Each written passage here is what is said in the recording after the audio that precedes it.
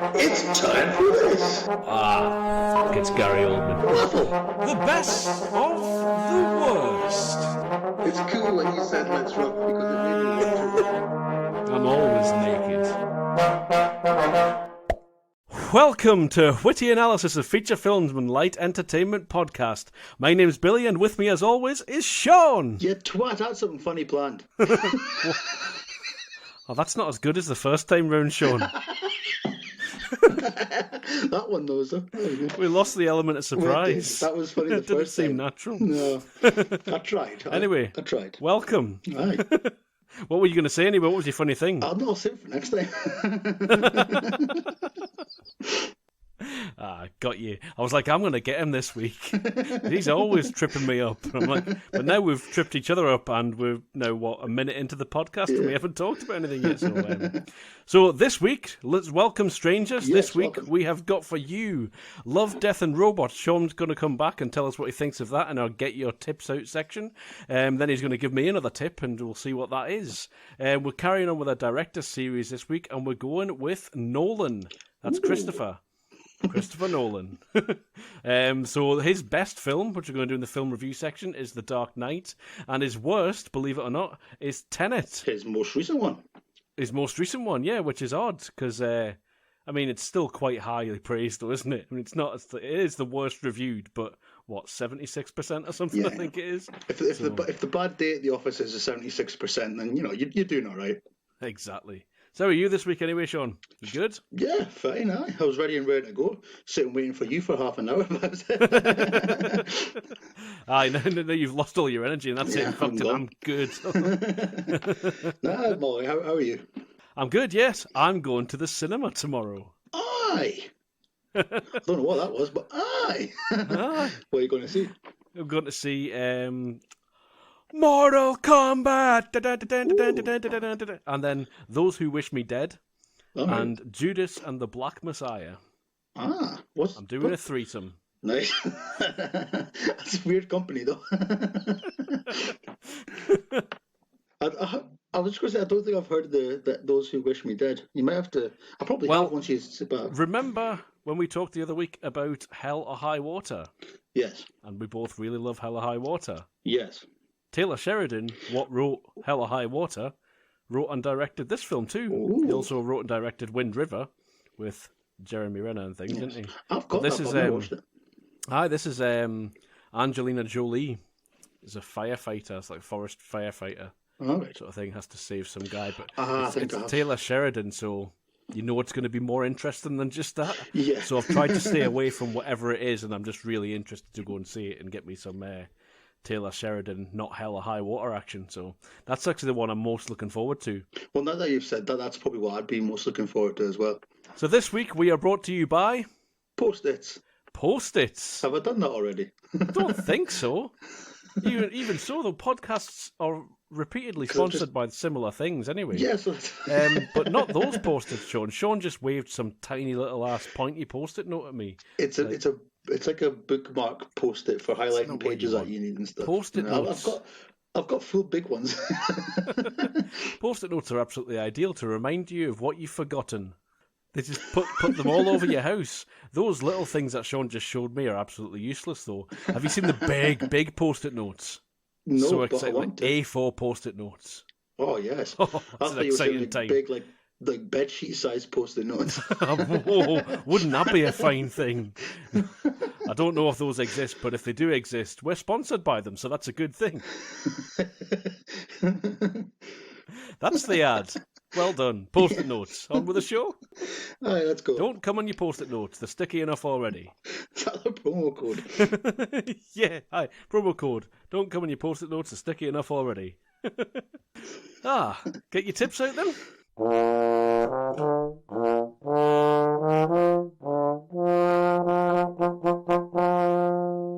Get your tips out for the pod. Welcome to the Get the Tips Out section of the podcast. Luckily for you, I'm going to have to shut up because it's about time for Sean to speak. Because last week, I asked him to watch Love, Death and Robots on the Netflix.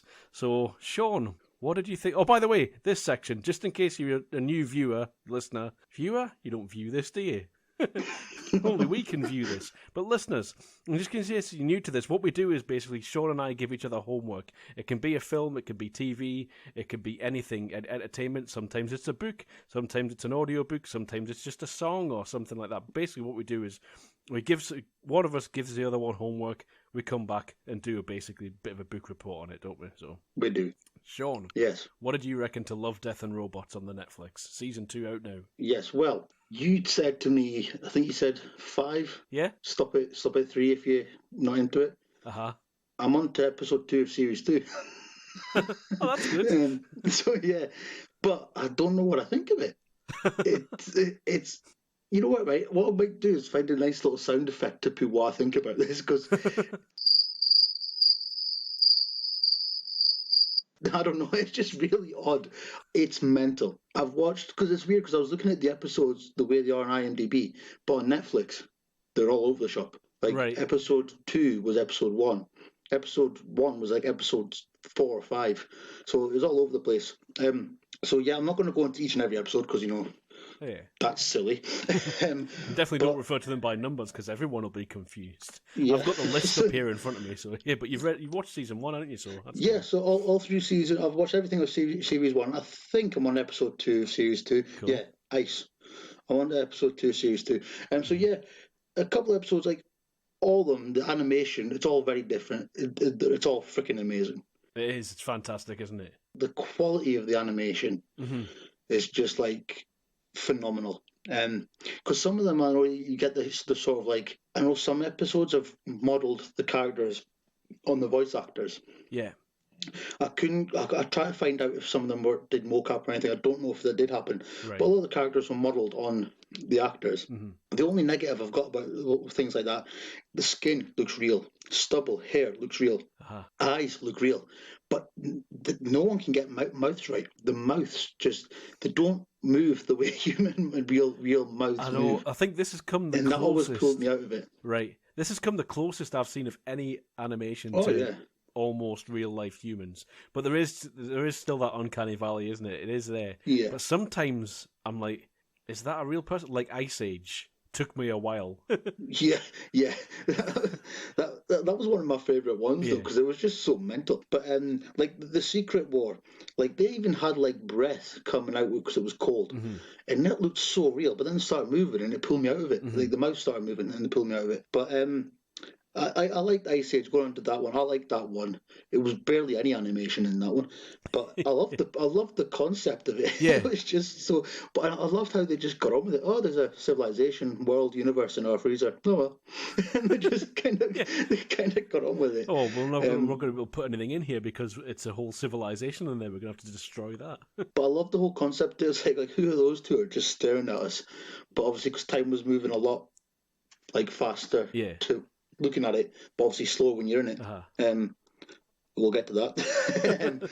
But I like that one.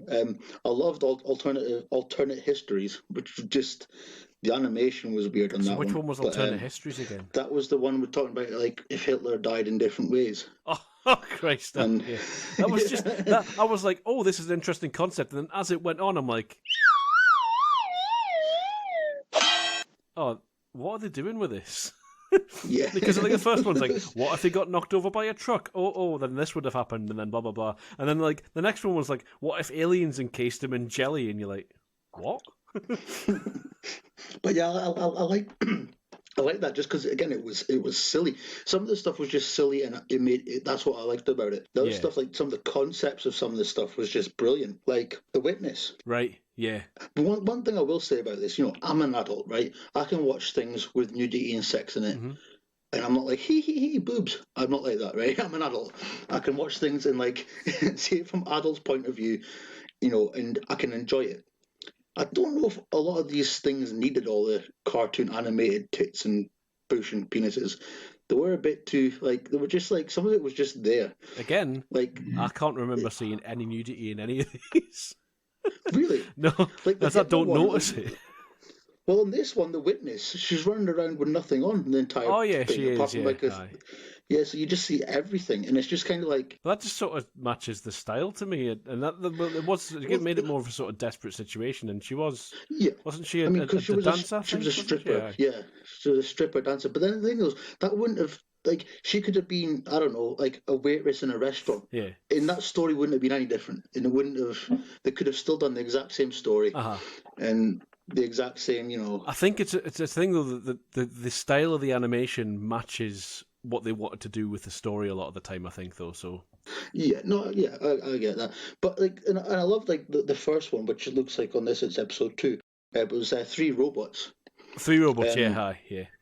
yeah, because I just love that kind of box kind of robot thing, and how like foul mouthed it was, and how like just cut and dry it was to the And I point. think, Because it was a robot, it had no filter, it had no. and spoiler for that one, I think the twist of that is that it's just thousands of years after the age of humans, and they're just sort of still carrying on, aren't they? And they're like, they think Yeah. cats destroyed humans. Yeah, and they're like, and they say something like, "How do you diffuse a cat? You've got to like rub your hand down its back slowly," and then the cat just ends up talking. It was just freaking. What did you brilliant. think of I loved Sunny's it. Edge? Yeah, that one, I love that one. Aye, I really enjoyed that one, and I didn't see the twist coming either. No, Put it that no, I way. didn't, to be honest. Even the but- second time I watched it, because I watched it again recently, and I'm like, oh yeah, that's the twist. Because again, that one, like, because again, this is I don't really watch a lot of like animation for adults. Like as far as I've kind of gone is maybe like South Park and Family Guy, you know. As far as I go, Yeah. And this is for me, having seen like all the nudity in this, the violence in it, it was different for me because I'm not used to seeing stuff like that in animation. Right. Because I just don't watch that kind of stuff. Aye. And especially Sunny's Edge, that was just violent. But it was really well done. It was very, Well, that's quite a sexy one as well, isn't it? yeah, there's some female on female cartoon action in it. But then she stabs her through the head, though, so... Yeah. And then Doesn't she kills her. Yeah, and like crushes her skull. So yeah, Oh, spoilers. It is pretty violent, isn't it? But that's the thing, isn't it? You can get pretty graphic with these things, and they do go a bit further, don't they, sometimes? Yeah. I liked Suits. That was a good one. Suits has been my favourite one. I was going to say I've always loved Suits, yeah. I thought that was brilliant. I think that's the one I've rewatched the most. Because it just seems so real, and like, even though it's not, it was very sort of like, you can imagine like that might happen in about 20 years, you know, if mechanics and robotics goes that far. You just get out one day, go to work in a big robot and shoot aliens, and that's your job. I quite like the ideas when you get that in sci-fi where really sort of advanced technology to us has become so mundane that it's just part of the everyday sort of thing. So they're driving around war mech suits that we wouldn't even have access to now or in 100 years' time, but they're just using them for farming. I mean, the highest rating was Beyond the Killer Rift. I love that one. Yeah, that was a good one. That's the one where the guy gets they go to cryogenic freezing, don't they, for transport, and then they wake up and he's in that, or he's in hell basically. I think. Yeah, and it's like just a continuous loop, I think, kind of type thing, kind of played on at the end. But I do like that, and again, it was weird. Again, it had its sexy moments, but it was just because again, the end of it, I was shocked by it. I was like, oh, I didn't see that coming. Yeah. But there's other ones. But then like, there was one. Oh, sorry. There you go. I was going to say there's one that I really liked the look of because I just seen an image of it. It was a fish night. All right. Yeah. Hi. But nothing really happened in it, and I was visually, it's amazing. And like again, a concept of like these neon fish just floating around at night, like all dead souls of fish, and he finds out there's a bit where he can go and swim in it. Spoiler: then he gets eaten by a dead shark. But that's it. That's what the episode is. Yeah. There was kind of nothing to it other than the visual, but I really like the. You almost kind of want that to be slightly more story or twist or slightly more transcendent than it actually is, because what is it? I mean, they get stuck in the desert, and I mean, your rationale behind that would be that they hallucinate. Wouldn't it? Yeah. And one of them kills the other. Yeah. They're bored, so they might take something and just. Or if you take it literally, like, it makes sense when you think about it. When you think about, well, if ghosts do exist, then this desert that used to be under the ocean would be full of ghost fish. Yeah. so I suppose it's just playing with that concept, isn't it? Yeah. But overall, I really enjoyed it. It's weird. I don't know what I think of it. I enjoy it. I can keep watching it, but it's just like, again, I think I might have to watch some of them a couple of more times. But it's just, I was just blown away by the animation. Yeah, it's worth watching just for that, isn't it? Because they are just short. And, yeah. But I'm like I said, I'm on to series 2 already, so I'm going to carry on watching it. Just out of morbid curiosity, to be honest. I just want to see what they can do to up themselves on this one. I am sort of hoping that season 2 gets another few episodes. I'm hoping they've released half of it and then they release the other half. Yeah, because there isn't a lot. You're right. Like when I look back through them, there aren't a huge amount. There's 8 in series 2, and there was more than double. There was 18 in series 1. So bang on with your recommendation. Another tick for yourself. It's one of those ones that was always going to be a bit iffy. This was the one that I was like, it's relevant, it's current, but I'm not too sure how it's going to sit with you. So. worth a punt though, isn't it? Oh, definitely, because they are so quick. You can just fly through them. And I watched the first, I think, 3 or 4 episodes on the trot. I thought I need to go to sleep, and I'll watch some more tomorrow. And I got through them all quite quickly. I think it's been a couple of nights since I've watched one, so I was on the series 2 a few nights ago, so yeah, it's... Good. So what am I doing then? What am I doing next week? New tip. So I am tipping you on BritBox. I think it's the only place you can find it. But brace yourself, Billy. You're finally getting some Doctor Who-based thing. Fuck. So I knew it was going to happen. I was just thinking, what can I recommend you? That's Doctor Who related. That's a good thing for a non-Doctor Who fan to go in. You've watched Blink, you said you like Blink. But it's that's an episode out of 100 million episodes pretty much. There's a lot of Doctor Who. And also Doctor Who's not in it. Yeah. He turns up at the end for 5 seconds. So what I am tipping you this week is An Adventure in Space and Time.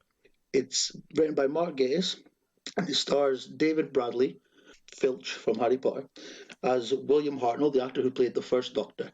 So it's a dramatisation of how Doctor Who started. Okay. So it came out in 2013 in line with the 50th anniversary of Doctor Who.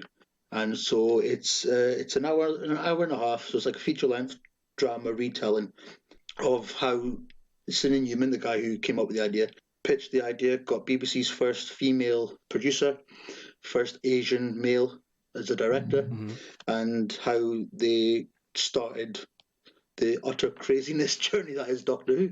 So that's how I'm going to try and get you into the Doctor Who universe. I mean, given that I don't like Doctor Who, I'm not entirely sure watching something about Doctor Who, how it became. It's going to work, but I'll try. It's a bit hyperbole. I don't think it's going to make you turn into a Whovian, as some people call themselves. But I think just if you take Doctor Who out of it, it's an interesting story. It's really well told. It was written by Mark Gatiss, directed by Terry McDonough. He's directed a lot of British stuff, he's directed some Killing Eve, he's directed Cold Feet. Is it a film then? Is it like a feature length? It's feature length, it's an hour and a half. But the director's even directed things like Better Call Saul, he's directed Breaking Bad, so he's directed quite a few things. It's all British cast pretty much. It's really well cast, it's really well performed, it's a good story. And I thought, even if it doesn't make you a Doctor Who fan, I think you could appreciate it. It might be an interesting watch anyway. Yeah. Cool. So I get that watched. I'll give that a back. Back? You'll give it back. Give it a back. What's it called again? I'm going to have to write it down. An Adventure in Space and Time. Cool. Next section. Let's go.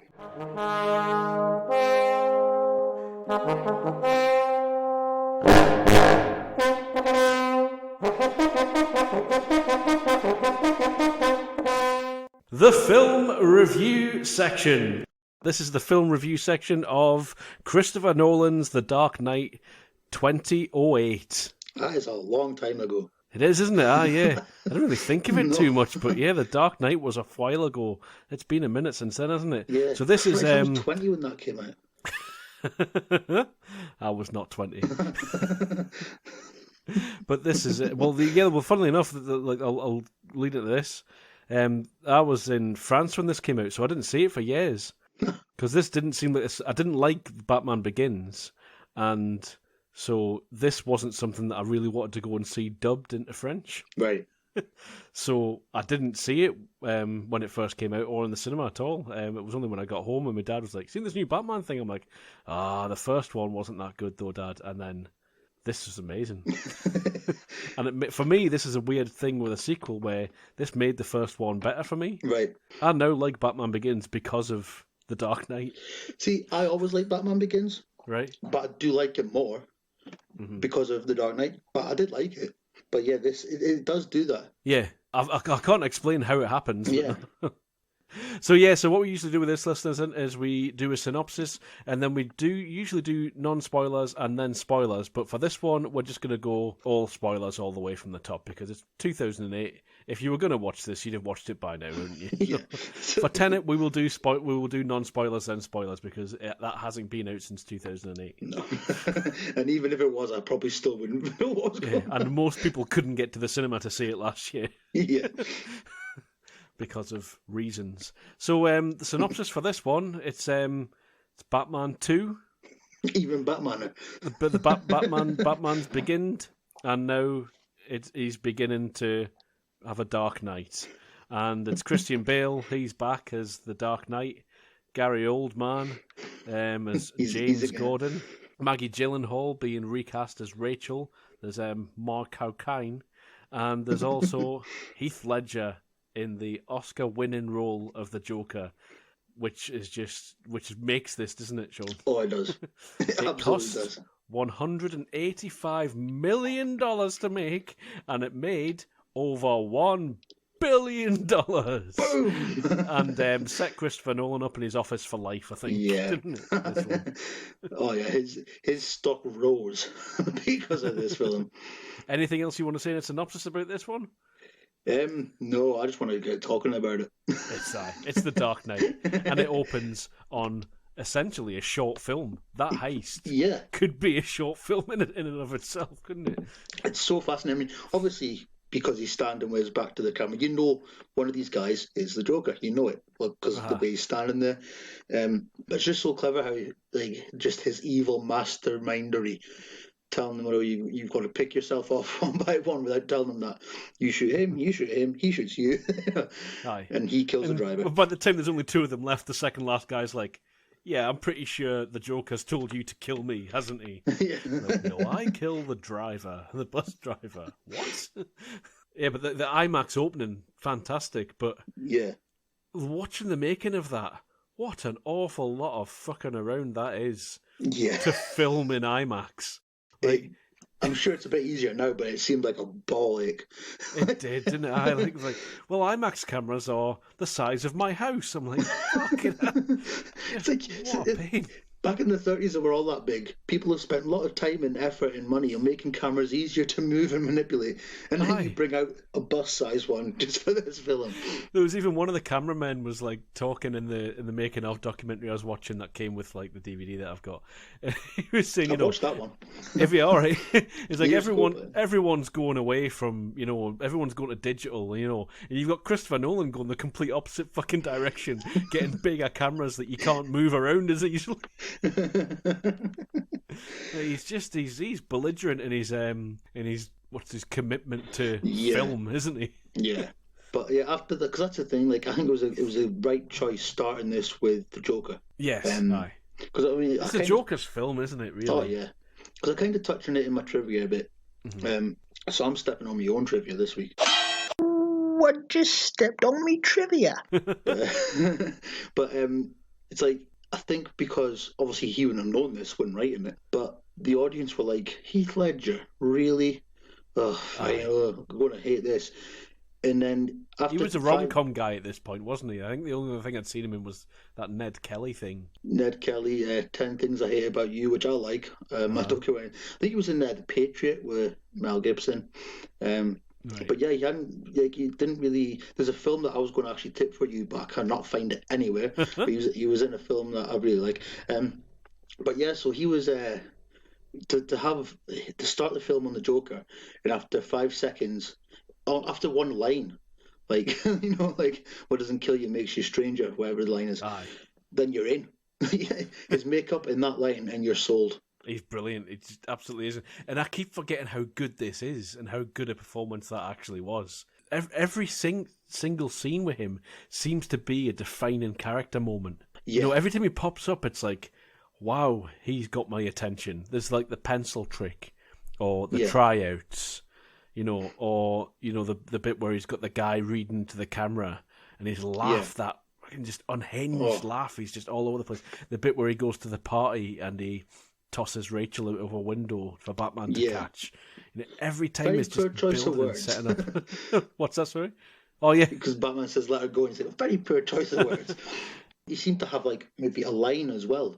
Because obviously there's the why so serious, you know, let's put a smile on that face. But even little things like when they go to that party at Bruce Wayne's, you know, and he's like, we're looking for Harvey, do you know where he is? And he shakes the guy's head with his hand and like just and like, let's feed you to your pooches, he says to the Russian guy. There's just when he's getting beaten up in the cell and things like that as well, and he's just like he's loving it. Like he's a proper Joker. When he asks the guy, like, you know, how many of your friends did I kill?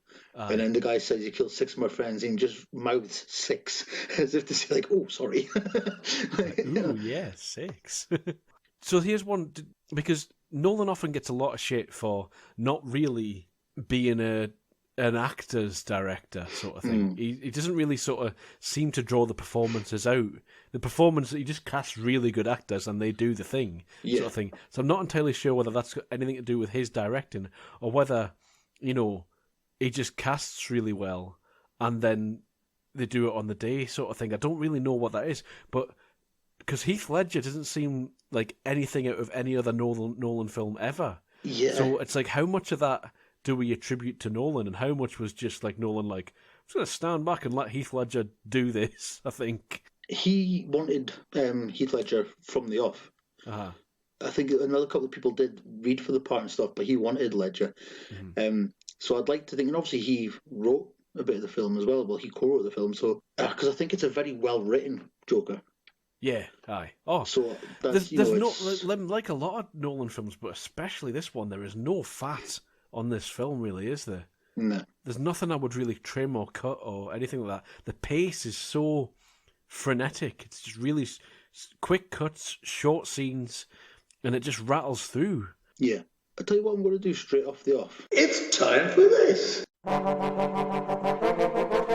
John's Trivia Corner.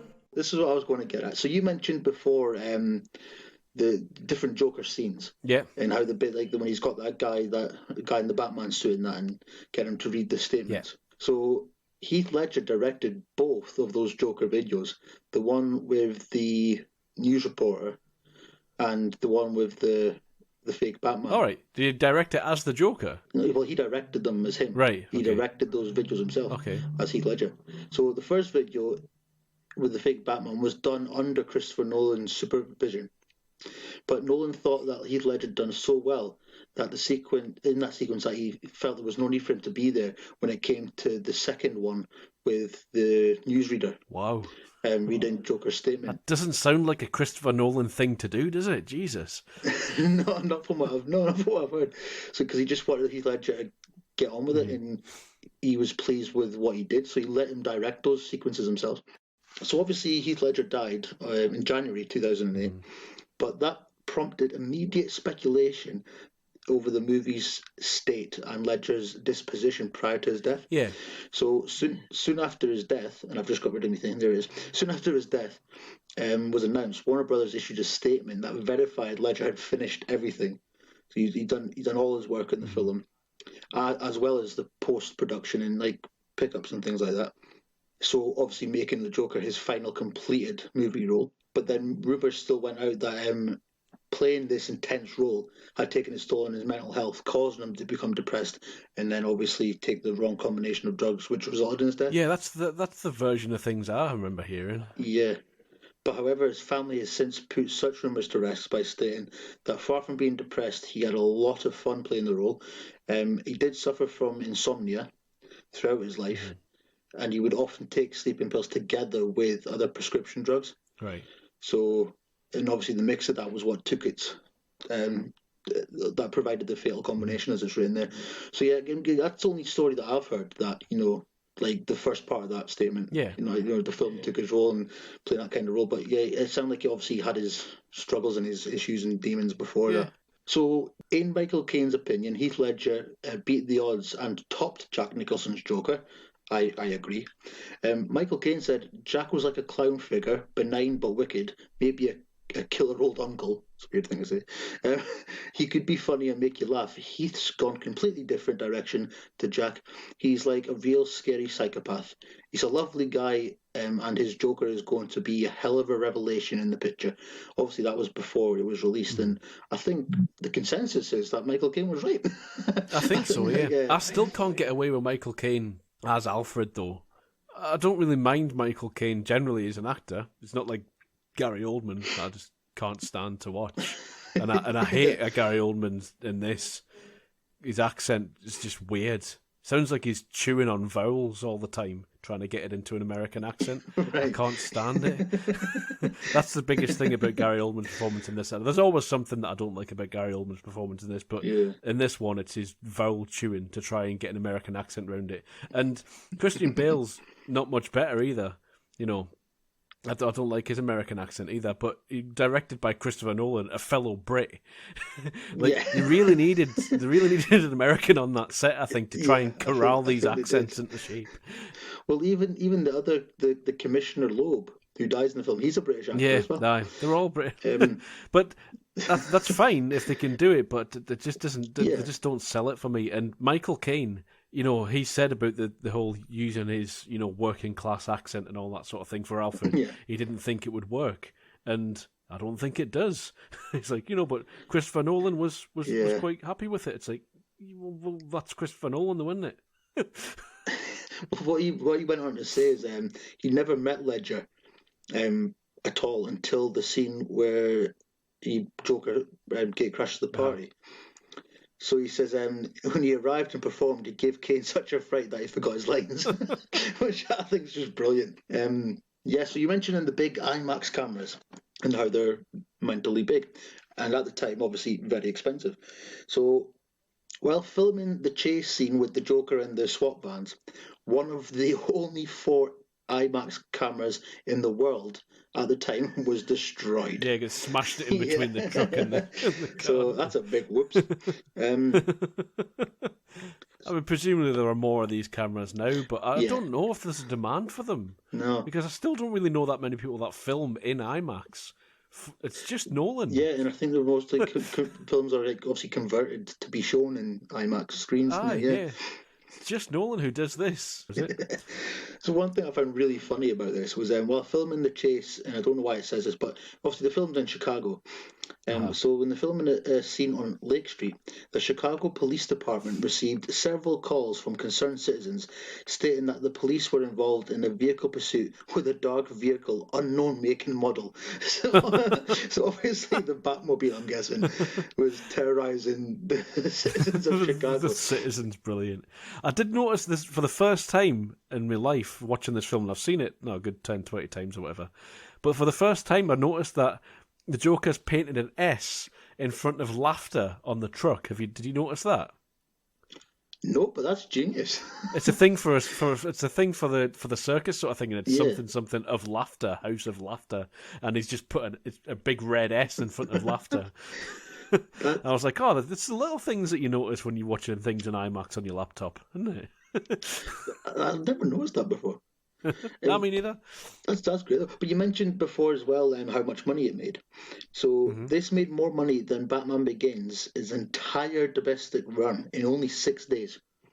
Right. So it took this 6 days to make what Batman Begins made in its entire run. That is scary good. It is, isn't it? Yeah. So obviously this film was dedicated to Heath Ledger, but it was it also bears a dedication to Conway Wycliffe. He was a stuntman on the film who was killed when his car, when the car he was in as a passenger was crashed. I couldn't find out if that was during the filming or not. All right. but also there was another member of this crew who sadly died during this film. So the character of, is it Coleman Reese? Yes.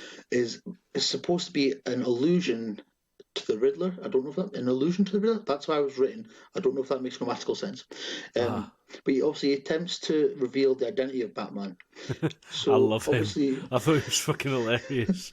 I've just got him written down as the bribery guy because I couldn't remember his name. But yeah, Coleman Reese, that's him. But what they've done here, I never noticed it until I read this. So obviously Edward Nygma, the Riddler, whose name sounds like Enigma, when he's Edward Nygma.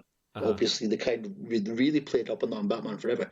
But Mr. Reese, Coleman Reese, Mr. Reese is Mysteries. Mysteries, yeah. Hi. So the kind of I don't know if that's a bit of a reach, but I get it.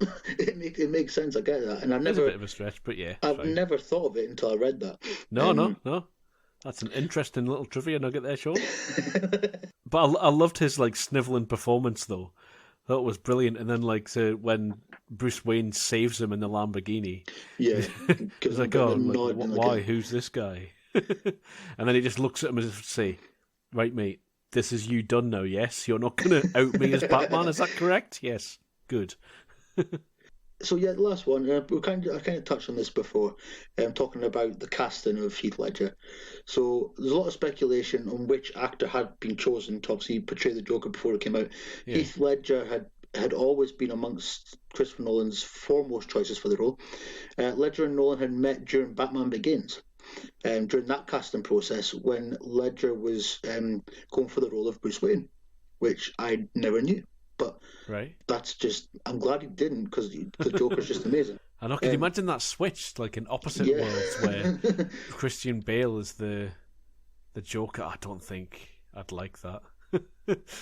But, Nolan and Ledger agreed that Ledger was wrong for the part. And so in casting the part of the Joker, he met with Ledger and several other actors, but found the other actors to be reluctant to take on the role because of Jack Nicholson's performance.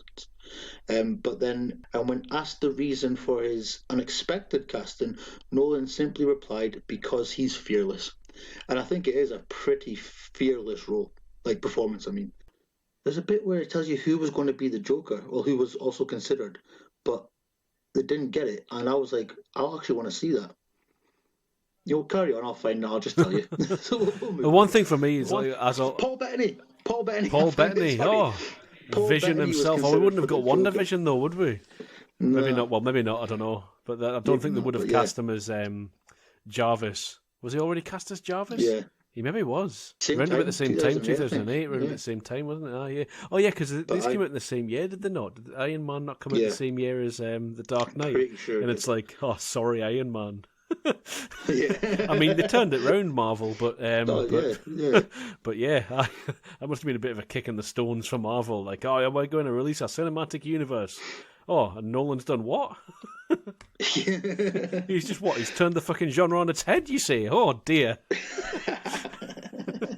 This was fucking just a revolutionary thing. No one ever thought about doing this before, or anything like this. And, Nolan, I don't know what the fuck it is, but he's got a great partnership, I was going to say, with Hans Zimmer. Good director-composer partnerships are something that we talk about quite often, and this is no small thing, but Hans Zimmer looked like he went fucking mental on this one. Have you seen... I love the score. I love the score for it, but it isn't really anything. Have you seen the... No, it's just noise. It's just noise. It's like... I was watching a bit of the documentary where he's going, now you wouldn't recognise that these are cellos and guitars, because listen, and it's just like, it's just grinding away. He's like, now that's playing guitars with a saw, and it's like, fuck me, Hans Zimmer. But he's just like, his face is just maniacal with glee. And he's like, listen to this. He's just sort of smiling at the camera, and he brings this cellist in, and this guy's sort of playing the cello. He's like, it's two tones just grinding all the way up, and I'm pretty sure you can hear this celloist just go, help me. It's just Hans Zimmer in this recording studio, and he was just like, I don't know why he's got me in here. We finished the job. I thought this was done. And Hans Zimmer's like, I know this. And he was the same on Interstellar as well. Interstellar, you just imagine him fucking naked at a church organ. Covered in blood or something. I mean, he is a bit of a rebel and a bit of a bad boy sort of thing, Hans Zimmer. You forget that because he's done so much beautiful mainstream stuff, but he's also involved in The Lion King. Exactly. He's the Lion King guy. Yes, the Lion King guy who wrote that whole opera for Ridley Scott's Hannibal and stuff like that. Oh man, but it's genius though, because Christopher Nolan just didn't really understand what he was doing. Like, Nolan's like, I didn't know what he was fucking doing. He's like, it all seemed to work. And Christopher Nolan listened to his entire soundscape for the Joker's theme, which isn't really a theme, it's just really sort of chaotic sounds. He said he listened to that on the flight across to Hong Kong to finish filming the truck flip scene. He says, it was actually quite an unpleasant flight. It's like, because it was just not nice to listen to, which it isn't. It's great, but not nice. The epitome of opulence as well, Bruce Wayne in this. The 3-pillow bed. Yeah. When your bed is 3 pillows wide, you know you've made it, don't you? I stayed in a hotel that was like that, and I was with my partner at the time, and we were nowhere near each other because I'm quite a small guy, and she was smaller than me, so it was like we were just fucking 6 feet away from each other the whole night. I just thought, when I saw his bed, I was like, had to phone her to have a chat. It's like you can compare that to the original Batman, Tim Burton's one, when Bruce Wayne's got Vicky Vale for a meal on that massive big table, and she's at the other end, and it's like, can you pass the salt? I just imagine you and your partner at the time just saying, "Good night, love." Where the fuck does Batman go? Because sometimes he just fucking disappears, and there is nowhere for him to go. It's just like, where's he fucking gone now? He does that. He does do that, but how the fuck does he does that? Yeah, but even I kind of think when you said that there, I thought you were kind of touching on when he's out and about in his Batmobile or whatever he's doing. Like in this one, obviously, in this trilogy, Wayne Manor pretty much doesn't exist. Yeah. In the first one, it does. So he's living in the middle of the city in a penthouse. Aye. So how can he get that stuff in and out like in the middle of the city? That's what I want to know. Don't they do that in the third one where you see him going into the shipping container at the docks and then they go down to that underground lair that he's built himself? Oh, well, yeah. Yeah, I think they show you that in the third one, don't they? Maybe that's what he's doing in this one then as well, yeah. But they never show you that in this one. So for this one, my argument is valid. There's probably people asking questions like that got him to show you it in the third one. Probably, yeah. The other thing I thought was weird in this as well is the romantic espionage. So, Bruce Wayne's plan is to palm off his Batman duties on Rachel's current romantic partner in order to trick her into being with him because of something she said years ago. Yeah. That's a bit problematic, is it not? That could be argued as more than a bit problematic. Well, it keeps going on about it. It's like, remember you said, remember Rachel, you said once I finished being Batman that we could be together. Rachel, remember? You did say that, Rachel. Don't you be going back just because you've got a fiancé now and you're going to be getting married to the district attorney. Don't you be going back on me, Bruce Wayne, the millionaire. It's just an odd thing, and sort of shows you why Nolan isn't great with female characters, is what I'm trying to say. No. Yeah, well, that's the thing. Thinking there's not. It's a lot like in his it's films. The 70s again, and he's forgotten that people with vaginas exist. That's what it is.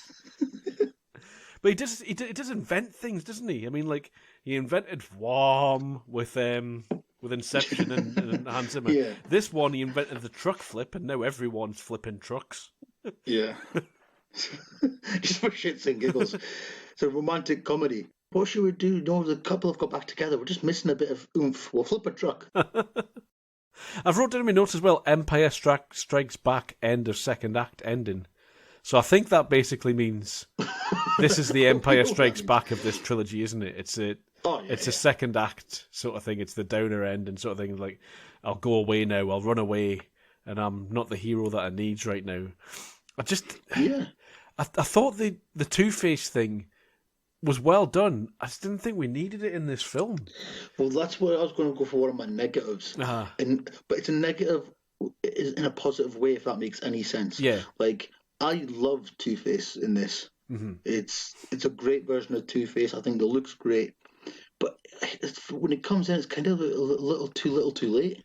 Yeah, because he's been built up as the White Knight, hasn't he? And you can see why he made... I mean, the way it's written, they write it well enough that the turn makes sense. Oh yeah, that's good. But yeah, think... not good to fridge women though, Nolan. Remember that. Well, no, You're the only female character in your film. Don't just blow her up for the progression of the male characters, mate. That's how fridging works.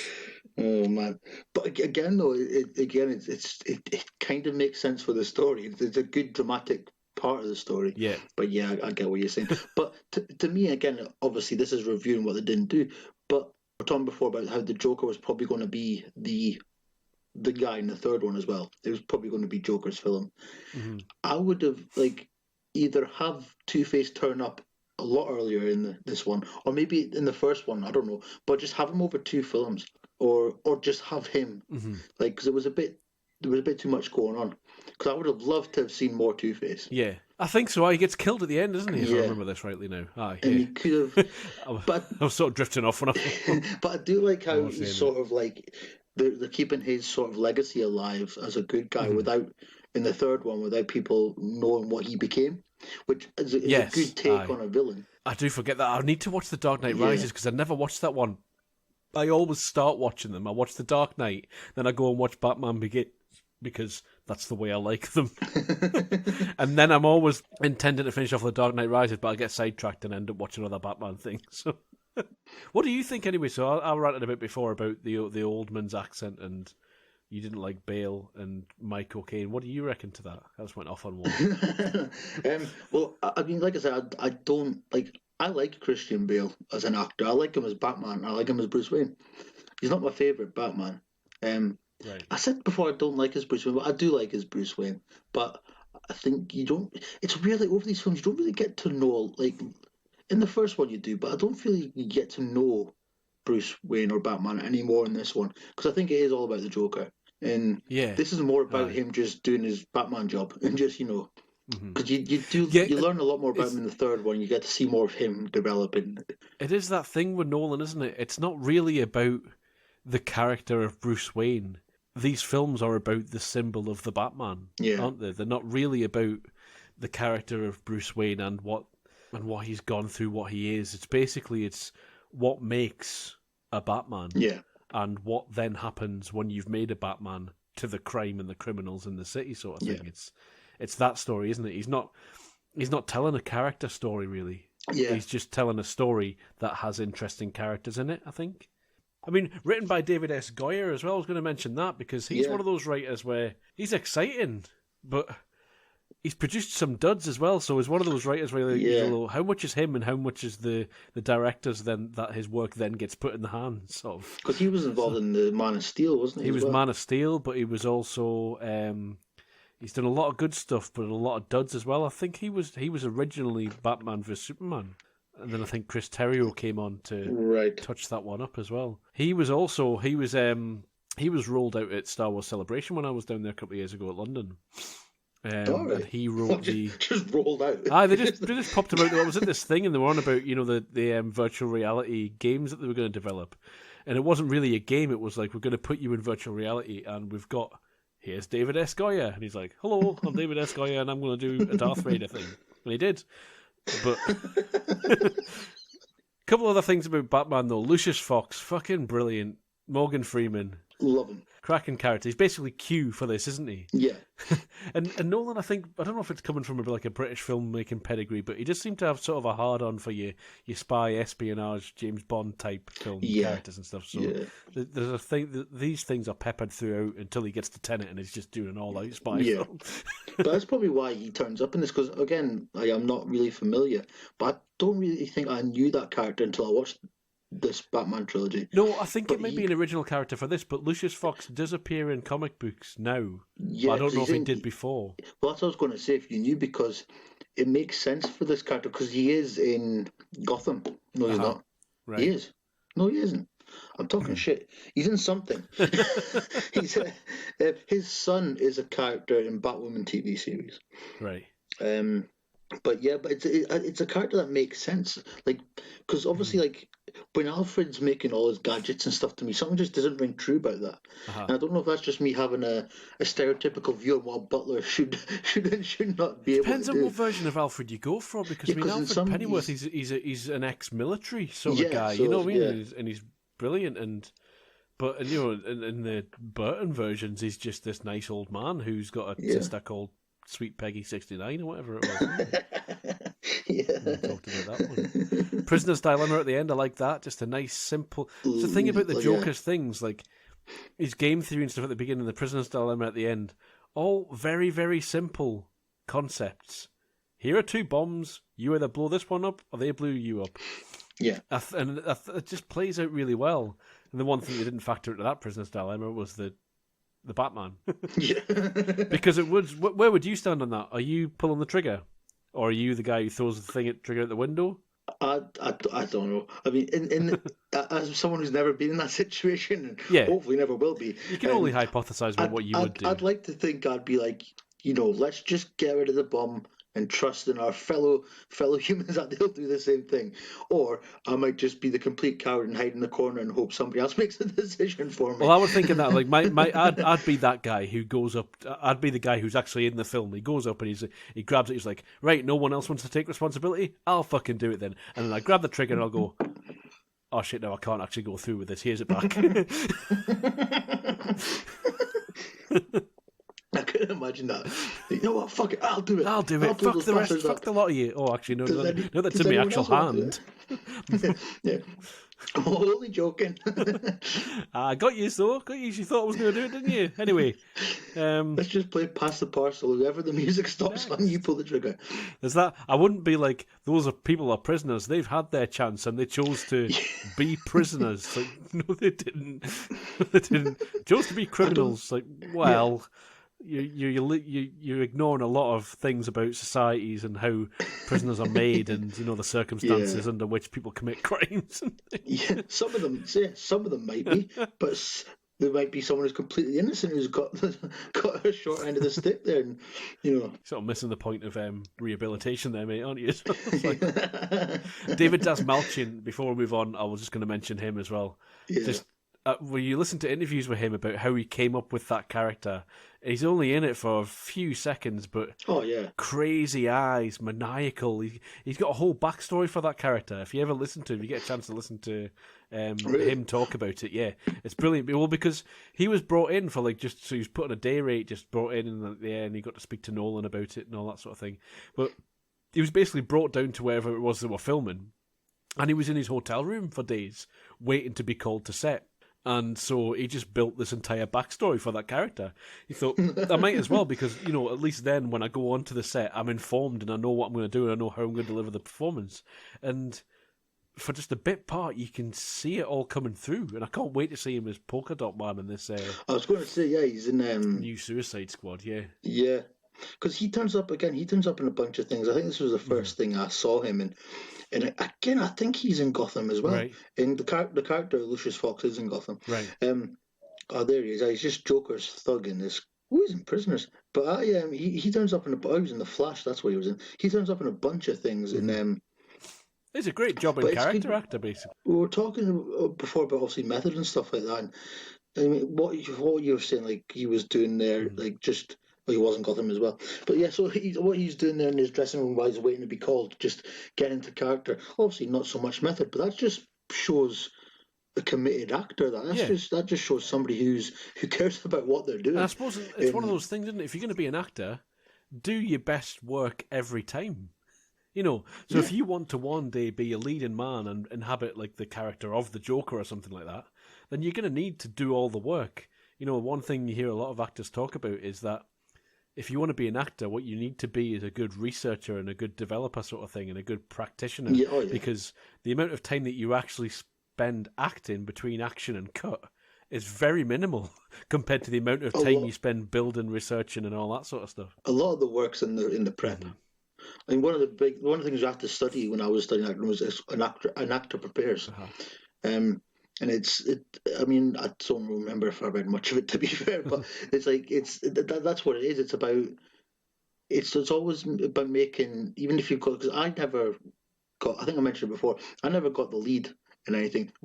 One only time I got the lead, I was technically a co-lead, so I had to share my lead spot with somebody else. But it is a part where you make it. It sounds a bit selfish, but it's true, especially if you want to make a career in it.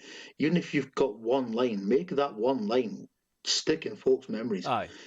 Make a small part a big part.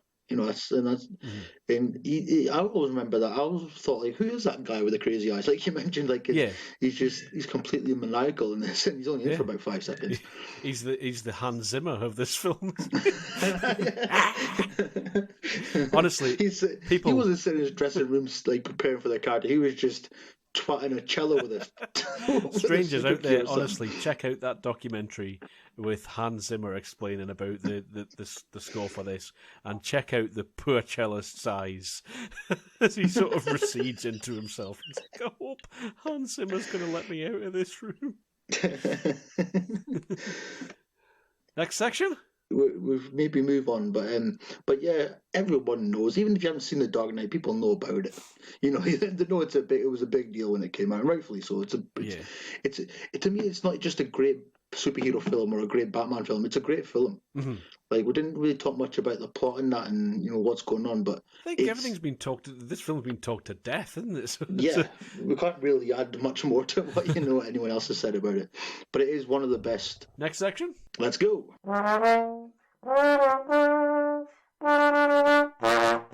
Alrighty then, the best of the worst. This is where we look at the worst regarded film of our chosen director, this week Christopher Nolan, and the worst film ever made by Christopher Nolan, according to your critics, is TeneT. Yes. Tomato meter reading of 70%. So this should be an easy week, really, for if you believe the critics and things like that. Yeah, so what we usually do with this one is we usually do the good stuff, and then we look at some of the bad stuff. Sean will have a trivia corner, and I'll read out some reviews.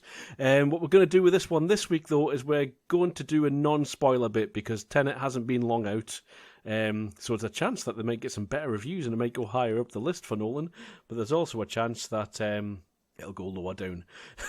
But this is the kind of film that can be spoiled for you, though. So we're going to try and avoid spoiling it for you this week. So would you like to do a synopsis for this one, Sean, or shall I? I really did not want you to ask me that.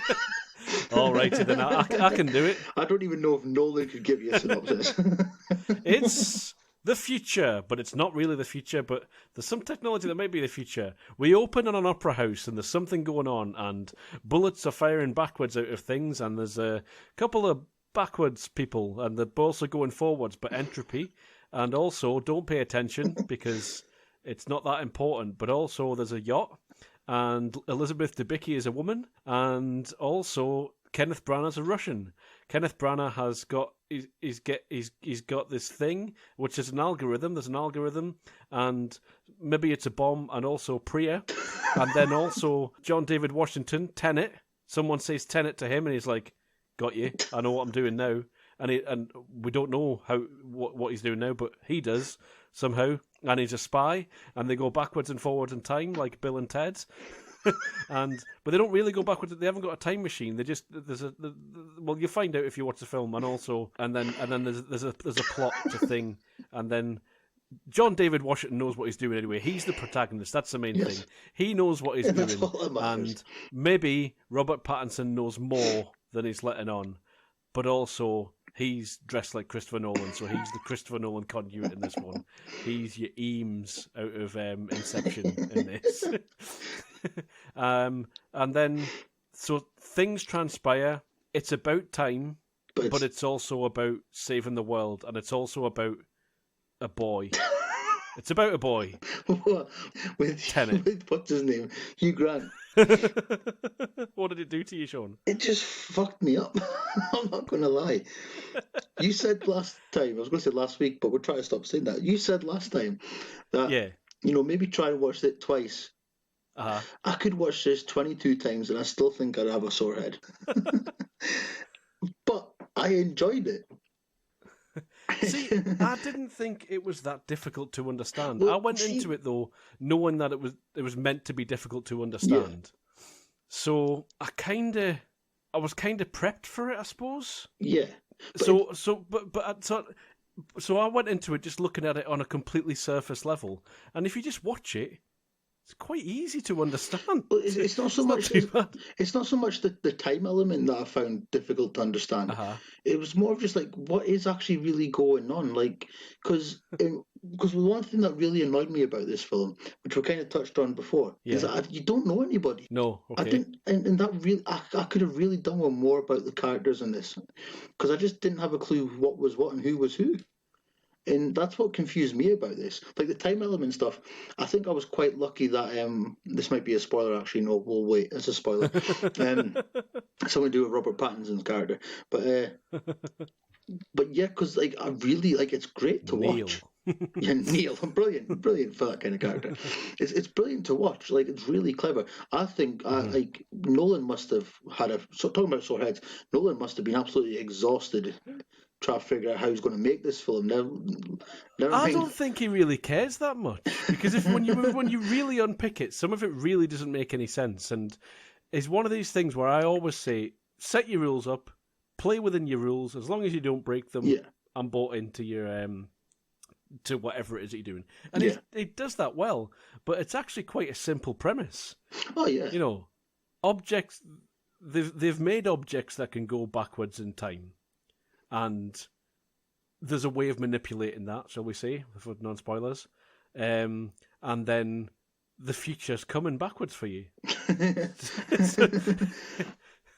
I mean, I was being a bit glib when I did my sort of recap, because I don't think it's really that difficult. It's difficult to explain without getting into spoilers, though. Yeah. That's the only thing about it. So I was just going to go through like a couple of things like that are really good. Cinematography. Yeah. Always amazing in a Nolan film, but this one in particular, pretty good. The score. Yes. Ludwig Göransson, who did Fruitvale Station. Yeah. Creed, or The Creeds. And he's also a producer for, what's his name? Childish Gambino. Oh, Glover. Glover, yes, yeah. So he's not producer Danny. For his music.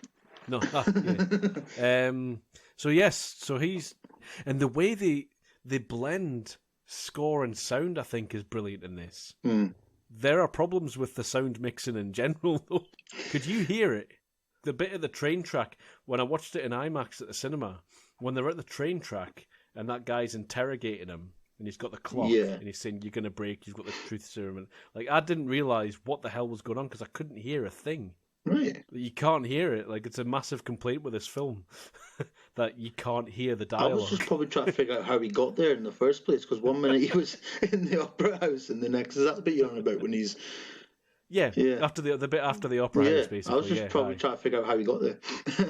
But also when he's on the boat, like again in IMAX it's worse because everything's bigger.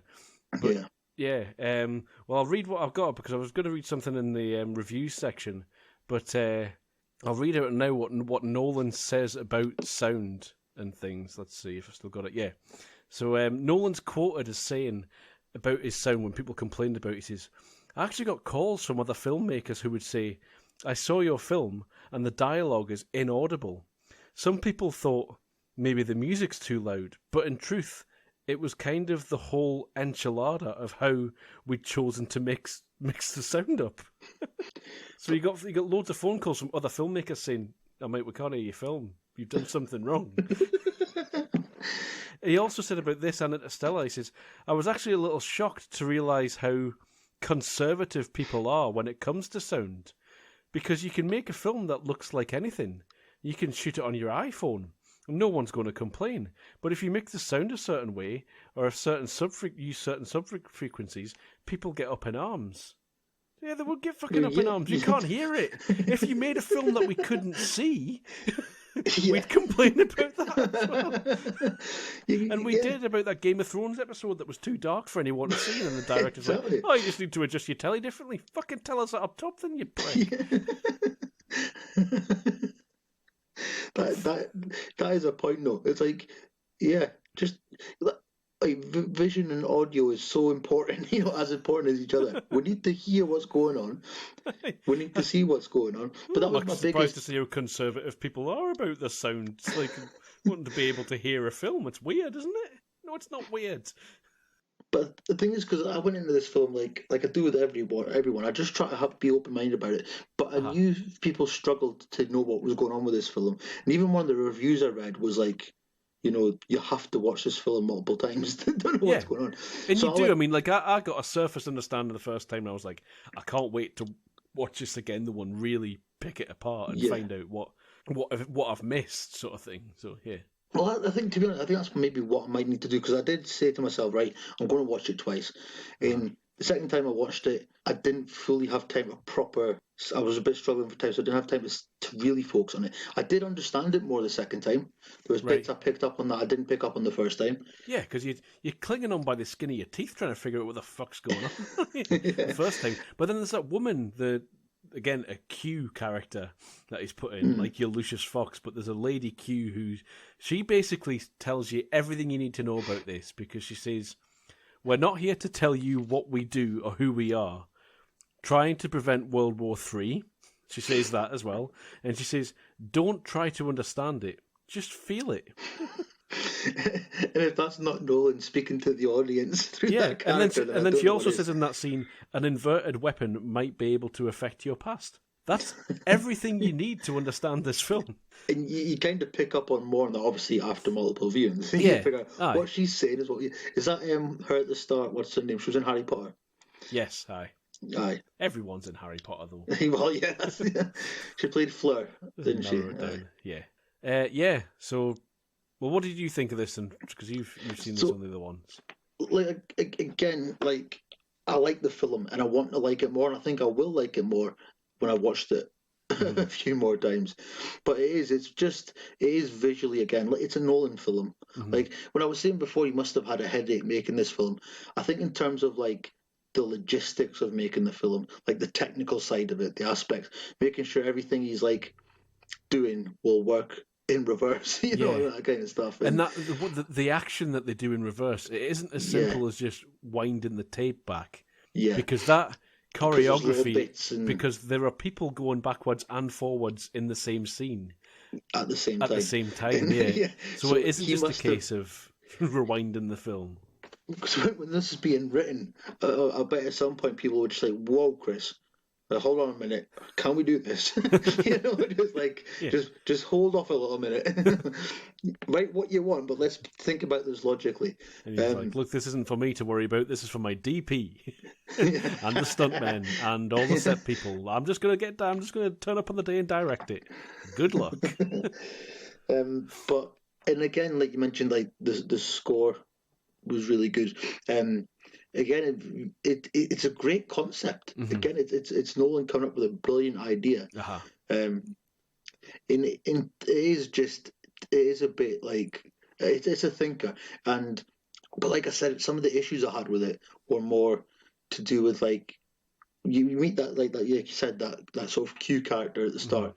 And then we meet, like, after he wakes up and having his face rebuilt or whatever it was in the hospital, you've got that guy you never see again. Don't know what that guy's name is. And then you meet another guy, and then you meet someone else, and then you meet the Priya character, and then you meet, but you don't really know who these people are. And there's nothing. There's not a lot of sort of introduction, or we're just meant to go along for the ride. Yeah. And there's a couple of characters, like, I'm glad we didn't find out much about, but we'll get to that in spoilers. Okay. And then when Aaron Taylor-Johnson turns up, for a few minutes I was doing my head and going, "Who is that? I know who that is. Who is that?" And I was like, "Oh, it's him." I recognise him straight off, but yeah, I can see why that sometimes happens when you see an actor and you're like, "Who's that?" That happened with me in Nomadland, and I'm like, "Who's the guy playing Dave?" And all my brain was going, "Who's the guy playing Dave? Who's the guy?" I'm like, I'm gonna have to Google it because it's doing me head in. But yeah. Somebody, what I was going to say with Ludwig Göransson was, it's not an easy job for a composer. This is not an easy gig because it's score all the time. It never lets up. There's always music going on in the background of this. And it blends so well into the soundscape. Like, there's like a bit where there's screeching tyres, and that blends into part of the score and stuff like that. It's so cleverly done. Right, yeah. And the sounds around it. So the actual blending of the sound with the score and stuff, that was really good. It was just a problem that you couldn't hear the dialogue. But Christopher Nolan's never gonna change, because he just completely flat out ignores everyone who tells him that they can't hear the film. So. He just wants to do his own thing. I was like, okay, well, where did he come from? Because you'll get in some films, I say, oh, you need to meet this person. Okay, let's do it. The only time they do that, it turns out that he doesn't have to meet him. They tell him to meet the Priya's husband. Yes. I totally forgot the character's name. Well, you do, because spoiler. Well, but yeah, so that's the only time we Let's just really get into spoilers, because because you can't talk about this film without spoiling it. So let's get into spoilers. Everyone, go and watch TeneT and then come back, and we're now going to spoil it. So it's not called. My biggest spoiler is it's 10. It's not really TeneT. Yeah. It's just 10 from two different perspectives in time, or it's 10-10. My poor trivia. That was part of my trivia. That's not trivia, Sean. That's just the name of the film. But it was part of the trivia, because to me, I didn't even figure that out until where I was getting that. I kept looking at it going, oh, wait a minute. Have you not noticed on all the notes that I've written, sort of when I've put it into the our plans and things like that, I've always spelled it with a capital T either end of the end of the thing. Now I was like, register. I'm going to drop some hints. So yes, what were you going to say? So I don't know what I was going to say. This film has given me a headache. We live in a twilight world, which I thought was. What the second part of the quote is. There are no friends at dusk. I was going to say. Yeah. But I thought it was funny that we live in a twilight world, and then you've got fucking Captain Sparkles from the Twilight films rocking up in it as well. He's never going to. He's not, is he not? He's a really good actor, though. Oh, but that's the thing, though. He is really good, but no one out of films, because he's doing the right thing. Well, it's easy for me to say, but he's doing films like this, like pop up a really well-known film. But all the other stuff he's turned up in, great performances. He's trying to shake off that thing, but he's just the guy from Twilight, which I don't think he is, though. I don't think people think of him now as the guy from Twilight. Well, that's all I heard when he was cast as Batman. Did you? All right. No, the guy from Twilight. He hasn't done Twilight for fucking decades. But that's the thing. That's what I was trying to get there. A lot of the films he's done now are very obscure, small-scale, sort of independent films that don't really... But then he turns up in this and rocks it. He's brilliant in this. I thought he was amazing in this film. But yeah, so the only character you're really told about is that we have to go and meet Sanjay. And then it turns out Priya's the one pulling all the chains, not Sanjay. Sanjay doesn't really understand what his wife's doing. That's dealt with pretty quickly, and you move on from it. But that's the only character we're sort of told anything about, Sanjay, and it turns out he's got fuck all to do with it. Well, yeah, because John David Washington, his character's name is the protagonist. The protagonist. It's like Christopher Nolan has given up even naming his characters now. He's like, fuck it. We'll just working title the protagonist. But again, he's brilliant in this. He is, I've not seen anything else he's done, because he's not done a lot. Surprisingly, he's not done. No, I've seen him in a couple of things. Young. I think I didn't realize he was Denzel Washington's son, though. I knew that only because when it was Black Klansman. Right, yeah. He's in Black Klansman's brilliant. That's the other thing I'd seen him in before. This was Black Klansman. He's brilliant in that. And again, I've not seen that. I'm so behind. We're not. Oh, it's really good. He's really interesting, even though you don't really know anything about him. He doesn't look like he would be like an assassin type, spy type, easy like killer guy. He's to look after himself. He just he doesn't have that. He's perfect for a spy because he doesn't look like a spy. But what's a spy supposed to look like? But he doesn't look very physically intimidating, like he'd kick your arse. And in that scene where he meets Elizabeth Debicki's character, and then he gets carted off to the kitchen because they think they're going to kill him. Brilliant, that and all of a sudden he just turns around and beats the living shit out of everybody. Guys are like 5 feet tall. The driver's like, he's going to make you watch it, and she's like, I don't want to watch it. He's like, well, he gets what he wants. And she's like, apparently not all the time.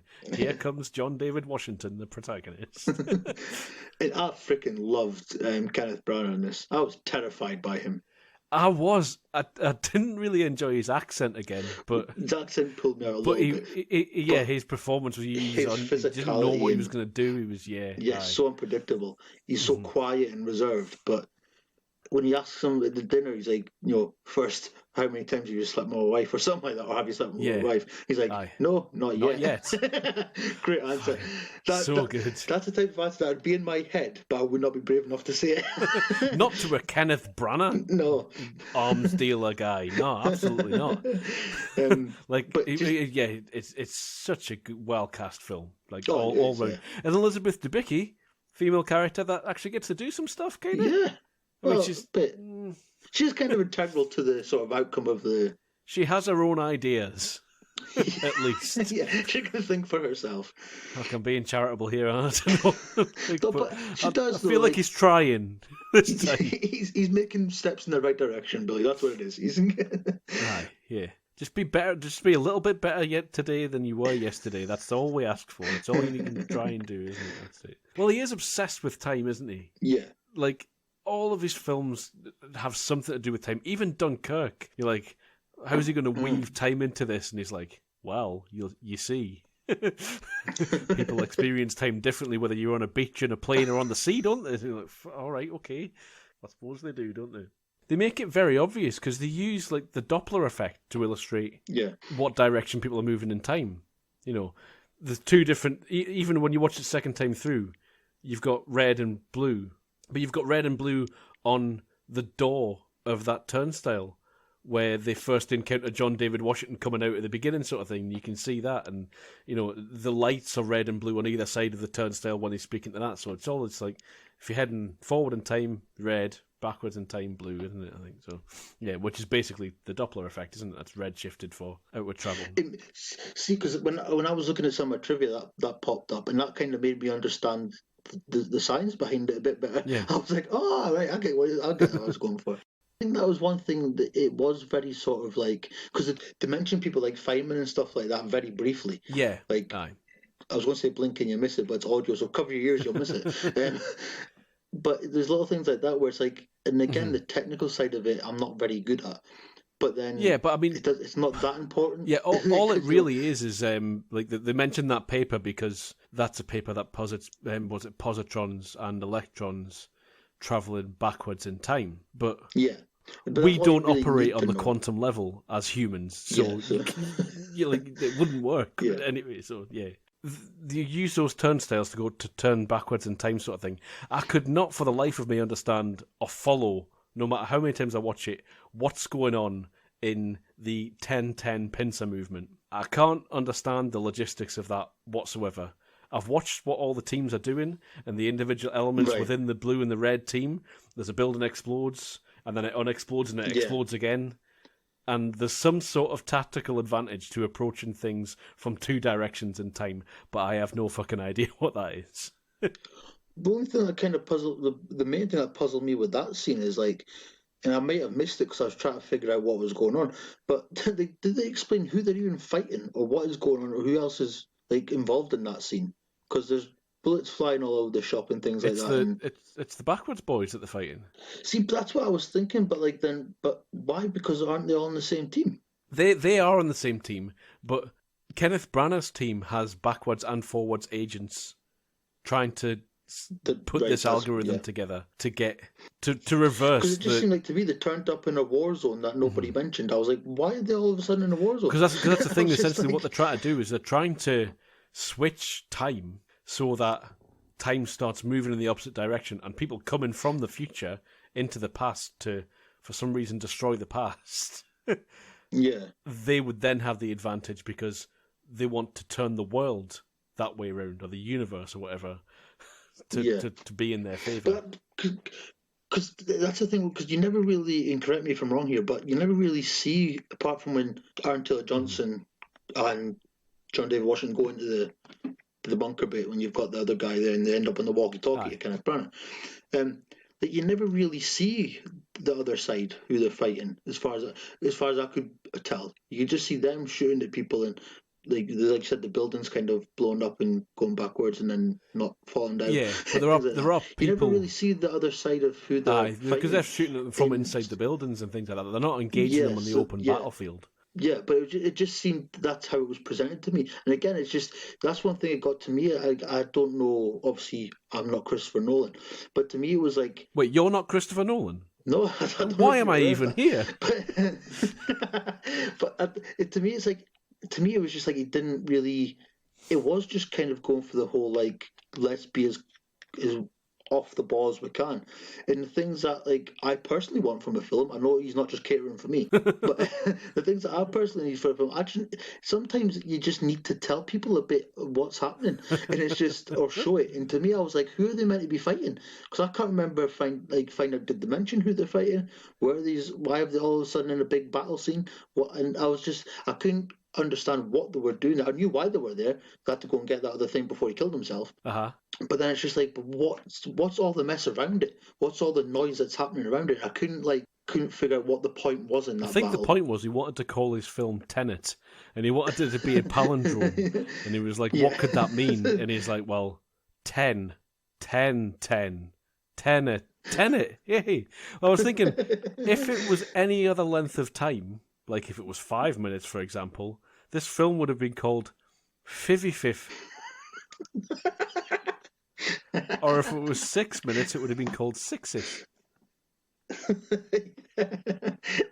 Or It's lucky one, it's pretty much the only number that works. one of my favourite ones was I can't remember, 11 of Ella would be 11, or one of you, Brilliant. one of no would be one. Two's fun though. Twoot.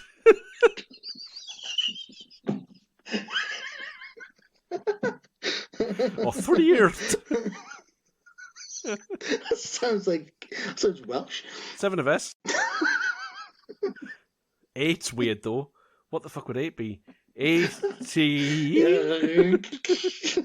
80 guy. The guy. 80 guy. Oh, man. I reckon it should have been called 80 guy. Then everyone would have known what was going on from the start, wouldn't it? So going on with your trivia. Oh, John's Trivia Corner. I wasn't the only person confused by this film. no, that's hardly trivia. Everyone was fucking confused by this film. I think the film was designed to confuse people, especially. Exactly. So a lot of the cast were puzzled by this film, to be fair, and but all to the point where some people didn't even know what the film was about. There was in terms of like the crap. I'll do what you were doing last week, punching me microphones down. Doing your thing. Oh, fuck that up. Beating yourself off. Hold on a minute. We'll get back to my trivia. I can fix that. There was a lot of secrecy about the script. And to me, I don't know if it's just secrecy or like, let's not tell the acting world how confusing this might be because they might not want to do it. So Robert Pattinson said that he was only allowed to read the script in a locked office at Warner Brothers Studios. Michael Caine wasn't even allowed to read the entire script. He was just given his scene. Well, Michael Caine isn't really doing anything in this, is he? So There was, yeah. So he was given his scenes only to read right before shooting. And prior to the movie's release, Caine told the press that he had no idea what the film was about, despite obviously being very close to Christopher Nolan. So yeah, he didn't even know what the film was about, and he was in it. But to be fair, he's, again, blink and you miss him. You obviously mentioned the whole palindrome thing about TeneT. yeah. But even reading this bit of trivia, it's a bit like ouch. So the word TeneT presumably originated from the satyr square. So it's a word square containing a 5-word Latin palindrome that dates back to the ruins of Pompeii. Mm-hmm. Yeah, okay, whatever. Satyr feeds into his Inception as well, I think, does it not? I'm going to say yes. Isn't that the surname of Kenneth Branagh's character? Oh, yeah, aye. So, because what happens as well, and again, I only heard but a few of these words turned up as well. So, so the 5x5 square made up of 5 5-letter words written in 5 lines. So you've got satyr, a repo, which is another character, TeneT, then opera, and rotas. So they all turn up in the film in different bits as well. So and then it goes on to explain how that works. But then, yeah, again, just reading that, all of that, that bit of trivia is just like trying to watch the film to me. It's very, very, very complicated. So it also, in addition to performing stunts backwards, the main cast actually learned how to speak in reverse. And Kenneth Branagh not only had to learn how to speak backwards, but also doing a Russian accent. You said the Russian wasn't really, it didn't really work for you. if you try to figure out, like, oh, in 10 minutes I'm going to have to say this backwards, maybe that's why. Poor Kenneth Branagh. No, accents have never been my strong point. Accents are not easy. No, I can't do them. No. And try to figure out how to do it backwards. It's also not my job to do them, you, though. Nolan. Oh, yeah, you don't have to worry about it, so yeah, it's fine. I wouldn't take a job doing accents. Yeah. Gary Oldman. So the production team purchased and crashed a real 747 into the hangar. The stunt was all practical effects. There was no visual effects or CGI at all in that. And apparently, though, Nolan's original plan was to use miniatures in set builds. And again, you're talking about him like looking to stick to his film and not digital. Going back to miniatures and stuff, I want to see more people do that kind of stuff. Yeah. I love how he crashed a fucking plane, though. It's like, I'm just going to crash a plane. How's that? But the reason he did that was while scouting for locations in Victorville, California, the team discovered a massive array of old planes, and it became apparent that it would actually be more efficient to buy a plane of real size and perform the sequence for real on camera. They just stumbled upon a plane graveyard That's brilliant. Effectively there. So this was Nolan's first film since The Prestige not to be scored by Hans Zimmer. Yes, aye. I don't think we missed him, though. Because I thought it was him. I'm not going to lie. I'm not saying he's copied him, but it's you can see that it could be him that did it. It's quite synthy, yeah. So there's a lot of that. But yeah, I knew it wasn't him going into it. So, but yeah, so Hans Zimmer was already doing Dune, which I want to see. I really want to see that film. Is it Dune or June? I say both. I don't know why I say Dune, because I usually say June, so I don't know. June. June, the month. June. The coronavirus pandemic hit the United States in spring 2020. The film's score was roughly 80% finished. The only thing that it really affected was the orchestral session that was scheduled for April. As a result, part of the soundtrack was completed by putting together individual recordings of the musicians in their homes. Oh, just like I've been doing for the last fucking year. It's a nightmare, that, by the way. I don't envy them doing this score that way. After being offered the lead role in the film, John David Washington read the screenplay again in Nolan's locked office at Warner Brothers. It took him around 5 hours to finish reading it because he kept flicking back and forth in pure amazement. Who was that? John David Washington. All right. I thought he'd been flicking back and forth in pure confusion. But what? Hold on. What? Hold on a minute. Yeah, you've mentioned that, so I think we'll. This was said during the climactic battle scenes. The red team and blue team both have 10 minutes to complete the final mission. 10 forward, 10 backwards makes TeneT. So in order to shoot the elaborate forward and reverse car chase sequence, with very few or no visual effects, the team of 20 top drivers from California was assembled, who were later joined by experienced stunt drivers from Estonia, Prague, and the UK. The group included Jim Wilkie, who famously flipped the Joker truck 12 years before on The Dark Knight. Right. Kind of linked to that, shooting that car chase sequence lasted 3 weeks. It required the crew to I'll try that one again. Shooting for the car chase sequence lasted 3 weeks and required the crew to close off 8 kilometers, almost 5 miles of 6-lane highway down the centre of Tallinn. I'm sure that's in Estonia. Yeah. We'll say yes. And they shot the cars moving forwards and in reverse. So that's the thing, like shooting a car chase must be abolic in any way. But then having to do, like, I imagine the guys who set up all these stunts wanted to just punch Nolan. I imagine they would have built the cars in reverse as well. So they would have had reverse cars, so on the same chassis, but they would have the actual car built backwards, so that when you drive it, you're actually physically looking out the back of the car and driving it that way, and then you just blur it with effects and things like that, rather than making stunt guys reverse through an entire chase scene. It's dangerous. Kenneth Branagh revealed that he read the screenplay for the film more times than anything he had ever worked on. He compared navigating through the script to doing the Times crossword puzzle every single day. I suppose, though, if you're acting in this, you don't really need to know everything about the setup. You just need to know enough to get you through that scene.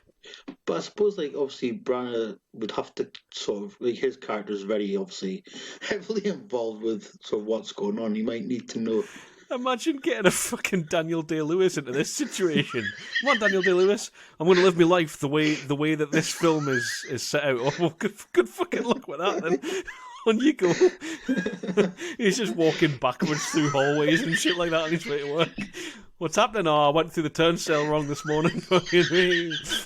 You can't see this, listeners, but I am actually doing a backwards walk.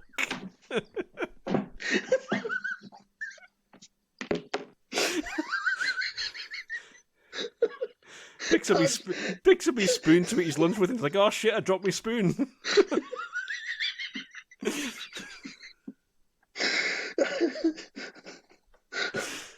It wouldn't be exactly this, but just spits in someone's face. Like, we're doing having a drink. Oh, man. Oh. That little shuffle you were doing there was just gold. Just this backwards. See, I could be in a TeneT 2. Billy does his podcast backwards. The thing is, though, walking forward, your shoulders would not be doing that. That's how I walk, sure. See, it's that in reverse. Cracking for an audio medium, this little mime that I'm doing.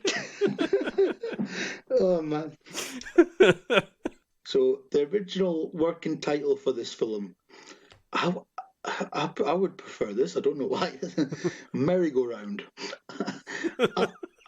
I'd watch that film. I suppose because they do it in a turnstile way, didn't they? Yeah. One thing I didn't quite understand with that turnstile thing is they say watch for yourself coming out, because you know if you see yourself coming out, then it was successful. If not, you're dead somewhere. However, when Kenneth Branagh comes back through the first time after shooting his missus, they don't come out the other side. And they come back into forward motion. And then they ask, what's his name? Taylor Johnson. Where's he gone? He's like, the future. What? Isn't the future, though, now? Because they were going backwards in time. Because it, from what I understand from that machine, is it just inverts the entropy. That was another thing that physicists had a problem with, because entropy only increases in a closed system. So it doesn't matter what direction you're travelling in time. But that's what it does. Basically, what I understand about that turnstile is it flips time. So instead of you going forward, you're now going backwards, or vice versa. So you're still there. That's just too much of a headache for me to figure out. I get what you're saying. No. But there is one thing that really did annoy me about this film. There's a lot of scenes where they're talking about this thing, which is, if this happened in real life, this would be a very serious issue. There's a lot of scenes about talking about plans in public places with a lot of people around them. Aye. Like, they're talking about that, is it the Freeport plan? Is that the bunker bit with the art and stuff like that? They're talking about that just out in the open in a town centre, like, aren't they? Yeah. And a lot of his discussions with Priya are just walking through the streets, just with folk all around him, talking about very serious stuff. He does do that. He does do that a lot. But he does that a lot in sort of, I think he's not too bothered about the sort of practicalities of it. He's more bothered about, does it look cool? Isn't he, Nolan? Like, does it look cool to do it here? Do it here, then. There was a line that annoyed me in this. Is it like another over the top? No. It's not meant to sound profound or anything like that. It's just it's when they're talking about what's going to happen. So John David Washington, Elizabeth Debicki, and Neil are in that container on the way to that wherever they're going on the ship. And they're all talking about what's going to happen. And he's like, basically, everything and everyone that's ever lived will be destroyed instantly. And then Elizabeth Debicki pipes up, including my son. My son? So yes, everyone. Everyone. That includes your son, Elizabeth. Fuck me. Back to sleep, will you?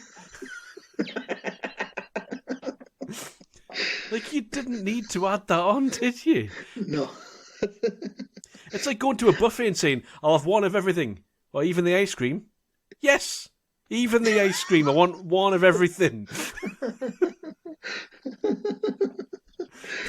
But yes, I was like, right, okay, we get that the emotional crux of this story is your relationship with your son, but I didn't need that line.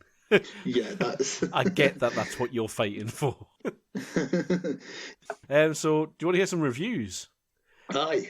Oopsie-doo, here come some reviews. So, I've got quite a few, so you might need to cut some out. So, Right. 70% on the tomato meter, as we've mentioned, which is quite good for a lowest rated film of anyone's career. Yeah. If that was me, I'd be fucking delighted. For some people, that's not even their highest, so, you know... The consensus, a visually dazzling puzzle for film lovers to unlock. TeneT serves up all the cerebral spectacle audience expect from a Nolan film production. Exhausted and disoriented... Oh, no, that's the next one. So that's the consensus. Sorry. Watching TeneT is like watching somebody play a video game whose maddeningly complex rules you haven't had a chance to learn. That's Margot Robinson from 7 Days who wrote that one. It was Margot Robbie there. She just started reviewing films for no reason. TeneT is a soundtrack attached to an incoherent set of moving images. Jeffrey Edalapter from SF Weekly. I thought that was quite funny, that one. This may be the loudest movie I've ever seen. C.J. Johnson. Film laughing. I really like that one. There's this was from Andrew Parker of The Gate. It says, it's not the best Nolan film by a long shot, but it certainly is the most Nolan film. I like that one. I can appreciate that. This one is a bit of a long one, so please bear with me on this one. And this is an excerpt from a longer review, but this is my favourite bit. I read the whole review on this one, and I'd advise you to as well. Nolan, born in 1970, belongs to a generation of British film directors, including Sam Mendes, Jonathan Glazer, Lynn Ramsey, Steve McQueen, Martin Donagh, Alex Garland, Joe Wright, Ben Wheatley, and others, who came of age during the reactionary Thatcher era, for whom, whether they perceive it or not, the dissolution of the Soviet Union in 1991 was a pivotal event. The latter event, particularly combined with the putrefaction of the trade unions and, in Britain, the Labour Party, ushered a period of non-committal, socially indifferent filmmaking. Now, everyone has their own biases, but I think David Walsh of the World Socialist website was allowing his to show a little bit too much in that film review. Was that the whole review? No, there's loads of it, but basically it's a film review saying Nolan's a pile of shit, he's a total bastard, and then it gets to what he's really wanting to talk about, which is socialism and the problem with the UK politics and governments and the collapse of the Soviet Union, which has shaped Christopher Nolan's life, which makes him the worst filmmaker ever. It's fucking brilliant. Folk like that piss me off. Review the fucking film, mate. Well, exactly. Most of the film review isn't anything. It's like, well, I could go into how shit Nolan actually is, but there's no point in that because everyone knows he's shit. So I'm just going to talk about, and then he just goes on to talk about more politics stuff. It is a total bullshit review. But yeah, I thought it was funny enough. It's almost the exact opposite of adult life skills. Billy said that just now. I was like, someone mentioned that. That's ironic. That's good. No, that was just me. May Winnell of news.com.au. I think this is probably. I'll just read it and let you judge it for yourself. If TeneT had paid as much attention to its writing and character work as it does to its visual and conceptual ambitions, it could have been a masterpiece. Instead, it's merely great. But it's still great. I'd love it if somehow it was merely great. But I think that, that to me that sums up why this is a 70% film. It's merely great. And I kind of get what that reviewer was going for, because to me it's like, it was kind of what I was trying to get at. The concept's brilliant, aye, and the script kind of focused more on the concept rather than the characters and sort of like try to figure out the science of it within the Yeah. script rather than, But again, that's only more of that stuff might come out of it where I can just watch it a few more times and just enjoy it for what it is, and rather than try to figure out what it is, rather than just watch That's it. rather And than... that's a good thing about Nolan's films. Like, they do benefit from multiple viewings. I mean, I think I've seen Inception about 100 times. I've probably seen that 100 times too few. I need to watch that a lot more. I've only watched that like twice, maybe 3 One times. thing I noticed on the last pass through it is, though, that he really... And I watched it just before I went to see TeneT, like the night before I went to see TeneT. I'm like, get myself in the mood for TeneT, because like TeneT was my only cinema outing last year, pretty much. so I was like, I'm really going to build up to this. So I watched Inception the night beforehand. And what I noticed about that was, it really helped with TeneT, is that he spoon feeds you everything you need to know along the way, Christopher Nolan. So in Inception, it's just expository dialogue, and he's telling you everything that you need to know. So I went into TeneT quite relaxed, because I'm like, Christopher Nolan's got my back here. He wants me to understand this, and I'm confident that he'll let me know enough so that I can get to the end of his film without being entirely perplexed. So one more review, and then we can move on. Pesky things like narrative and character development only get in Nolan's way, to the point where I cannot help but feel his next film should abandon storytelling altogether. Alan Zimmerman, brightest young things, that was.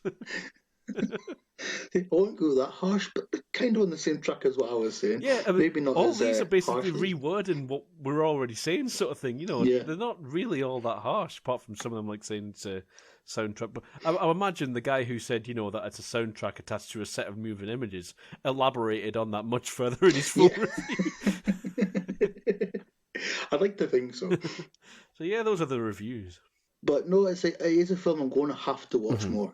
Like, I think that's the way I see it. I'm going to have to just, like, I did enjoy it and I wanted to enjoy it more, but I was just a bit focused on the content, the concept rather than actually, like I said, just enjoying it. So I need to watch it a few more times. But I think in general, I just want to go and watch more Nolan, because I have seen a few, but there's still a lot I haven't seen. It's not about, like, with the Marvel films, like, it's build up and it's speculation and what's going to happen, and you might have an idea about what will be going on. That's a different sort of film experience to this, and that's a different sort of film experience, as I said before, to adult life skills. It's almost the antithesis of an adult life skills. They're completely opposite. I'd like to see Nolan tackle something like that.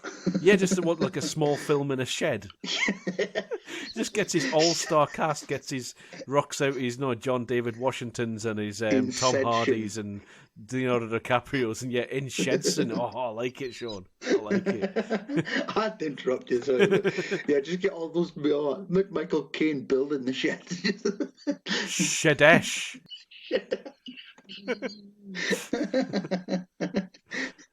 Insomnia Shed. Bat Shed. There we go. Yeah. What's his other one? The Dark Shed. The Prestige Shed. Memento Shed. Yeah, that's enough. Right. Shed. End of podcast? Yeah, I think so. End of podcast.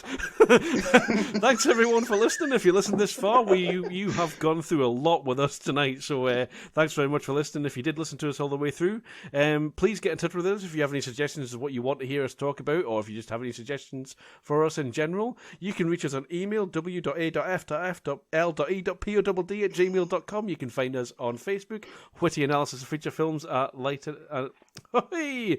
Analysis of Feature Films and Light Entertainment on Facebook, Waffle Podcast 1 on Twitters, and YouTube, Waffle Podcast.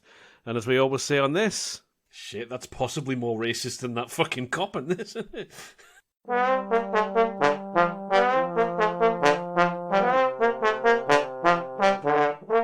Goodbye. There's got to be, yeah.